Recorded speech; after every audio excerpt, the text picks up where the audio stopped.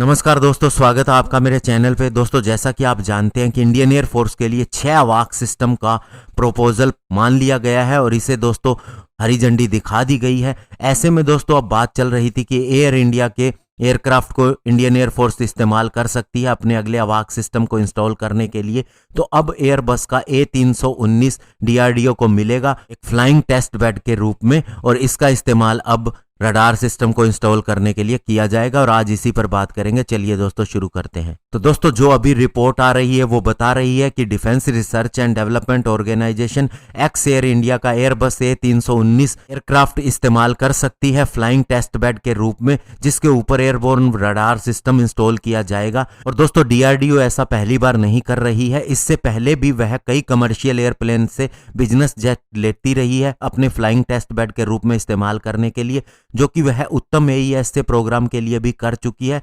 इसके अलावा दोस्तों इसने Hawker Siddeley HS748 flying test bed का भी इस्तेमाल किया था Elta and MMR hybrid radar को टेस्ट करने के लिए, जो तेजस MK1 प्रोग्राम के लिए डेवलप किया गया था। लेकिन दोस्तों ये भी पता लग रहा है कि एक एयरक्राफ्ट को लीज पे लेना और उसके बाद में उसका मॉडिफिकेशन करना, स्पेशली क्रू की रिक्वायरमेंट के हिसाब से, इसके अंदर बहुत ज़्यादा पेपर वर्क भी इन्वॉल्व होगा और ये बहुत ज़्यादा एक्सपेंसिव भी हो सकता है अगर लंबे समय के लिए इसका इस्तेमाल किया जाए। और दोस्तों इससे पहले भी डीआरडीओ गवर्नमेंट से बात करती रही है कि उसका एक in house flying test bed होना चाहिए, यानी कि उसे एक ऐसा एयरक्राफ्ट मिलना चाहिए। और सबसे बड़ी बात, जो वह हाकर सिडली का HS748 एयरक्राफ्ट इस्तेमाल करती थी, तो इसकी बहुत सी लिमिटेशन है सर्विस सीलिंग की, यानी कि ऊंचाई पर जाने की। हायर एल्टीट्यूड पे इसके साथ में स्टडी करना पॉसिबल नहीं था। लेकिन अब एयरबस का A319 एयरक्राफ्ट मिलने के बाद में इसे हाई एल्टीट्यूड पे ले जाके कई सारे टेस्ट किए जा सकते हैं। इससे हमें जो डेटा मिलेगा वो भी बेटर होगा,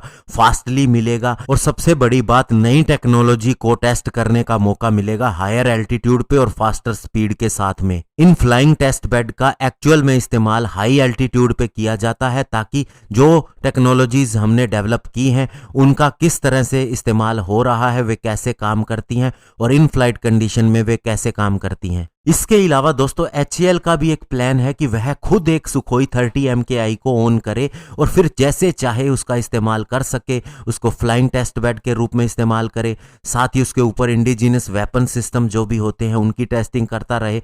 और ये बेसिकली काम आएगा सुपर 30 या फिर दोस्तों हम कहें कि सुपर सुखोई प्रोग्राम के लिए, जिसके अंदर सुखोई 30 MKI फ्लीट को काफ़ी ज़्यादा अपग्रेड किया जाना है।